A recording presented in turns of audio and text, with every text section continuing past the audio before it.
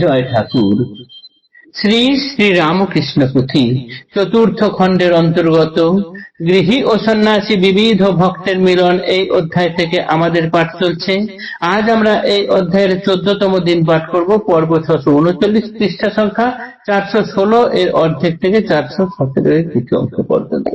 এর আগের দিনের পাঠে আমরা দেখেছি ঠাকুর সংসারে থাকতে গেলে সংসারী লোককে কেমন ভাবে থাকতে হবেন সেই কথা বলতে গিয়ে বলেছেন যে সংসারে কামিনী কাঞ্চন ইত্যাদি নিয়ে থাকছো, বিদ্যা অবিদ্যা সবকিছু নিয়ে থাকছো, কোনো অসুবিধা নেই, কিন্তু দেখো কামিনী কাঞ্চন অবিদ্যা এইগুলোতে যেন মজে থেকো না।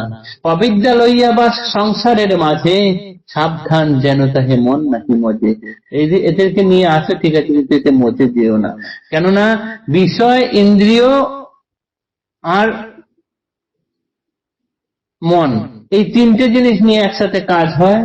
এখান থেকে ঠাকুর বলছেন মনকে তুলে নাও, তুলে নিয়ে ঈশ্বরের পাদপদ্মে রেখে দাও, তারপরে কাজ করো। এখন ঘটনা হলো তিনটি একত্রিত হলে তবে গিয়ে কোনো কর্মী কাজ করতে পারেন। এই তিনটে জিনিস থেকে বিষয় আর ইন্দ্রিয় এই দুটো রাখো, আর মনকে তুলে নিলে কর্মী কি করে কাজ করবে? এটাই হচ্ছে প্রশ্ন। ঠাকুরের যথোপযুক্ত উত্তর দিয়েছেন।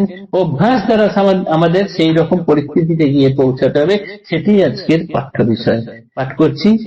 বিষয় হইতে মনে রাখিয়া পৃথক, কেমনে হইবে কর্মী কর্মেতে পারক।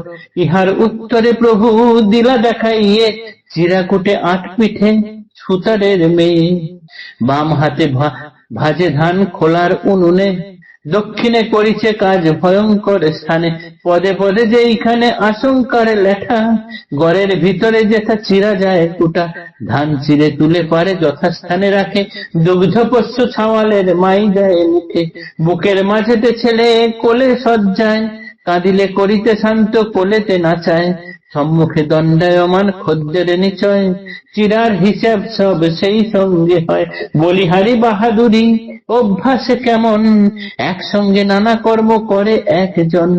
মনখানি কিছু কিছু সকল বিভাগে, ঘরের ভিতরে কিন্তু অধিকাংশ জাগে। পদে পদে যে স্থলে আশঙ্কার লেঠা, পড়িলে মুসুলি হাতে হাত যাবে কাটা। সেই মতো সংসারেরই অতি প্রয়োজন, শ্রীগুরু চরণে রাখি অধিকাংশ মন। অতি অল্প মাত্র রবে সংসারের কাজে, তাও যেন অবিদ্যায় কখনো না মজে। সংসারী সতর্ক ভাবে রবে নিরবধি, মায়ামোহে মন রক্ষা শ্রীপ্রভুর বিধি। সংসারের প্রাণাপেক্ষা প্রিয় টাকা করি, বিষয় সম্পত্তিমান কুমার কুমারী। দিবারাত্রি থাকি লিপ্ত সংসর্গে সবার, মায়ামোহ নষ্ট করা কঠিন ব্যাপার। উপায় বিধানে উক্তি বড়ই সুন্দর, শুনো কই দিলা যাহা শ্রীপ্রভু ঈশ্বর। ধনাঢ্য লোকের ঘরে দাসের মতন, যাহাকে অনেক কর্মে ভার সমর্পণ। হাটে বাটে যায় কিনে যাহা দরকার, লালে পালে মুনিবের কুমারী কুমার। মায়ের মতন ঠিক যতনের ভরে, মলমূত্র পরিষ্কার ঘৃণা নাহি করে। কিন্তু জানে মনে মনে এই টাকা করি, প্রাসাদের তুল্য মূল্য বালাখানা গাড়ি।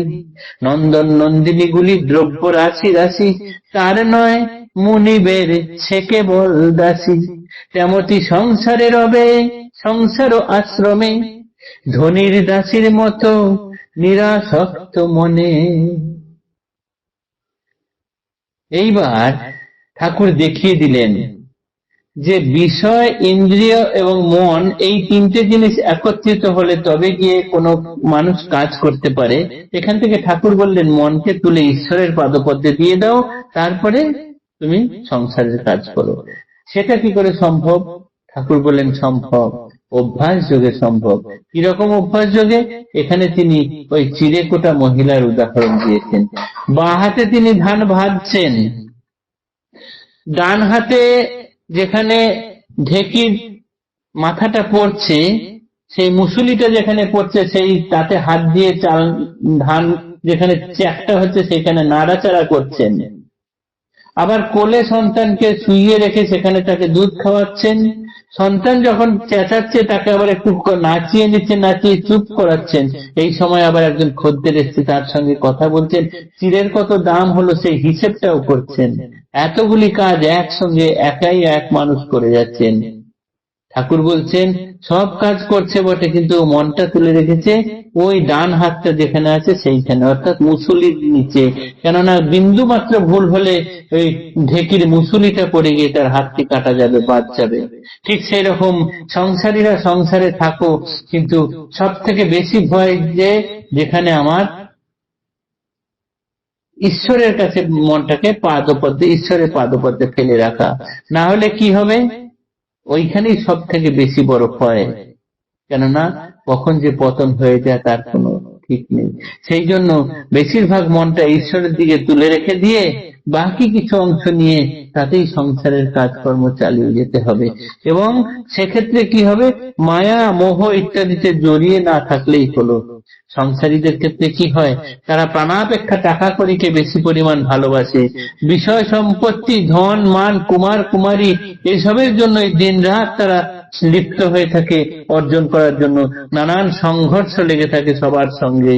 এই মায়ামোহ নষ্ট করা সহজ ব্যাপার নয়। কি করে নষ্ট করতে হবে, থাকতে হবে বড় লোকের দাসীর মতো। বাবু যা দিচ্ছেন, বাজার করতে, সবকিছু করতে, সব করছেন, ছেলেপুলেদের মানুষ করছেন, ঠিক মায়ের মতো স্নেহ দিয়ে লালন পালন করছেন, কিন্তু মনে জানেন যে আমার এই বিষয় সম্পত্তি, টাকা করি, এখানে যা যাবতীয় দ্রব্য ইত্যাদি কিছুই আমার নয়, এই সন্তানরাও আমার নয়। আমার রাম, আমার দুলাল করছেন বটে, কিন্তু মনে মনে জানেন এরা আমার কেউ নয়। ঠিক সেই রকম সংসারী রবে সংসার আশ্রমে, ধনীর দাসীর মতো নিরাসক্ত মনে। এটাই আমাদের অভ্যাসের বিষয়বস্তু। আজকের পাঠ এতটুকুই থাকলো, বাকি অংশ আগামীকাল পাঠ করবো। জয় ঠাকুর, নমস্কার।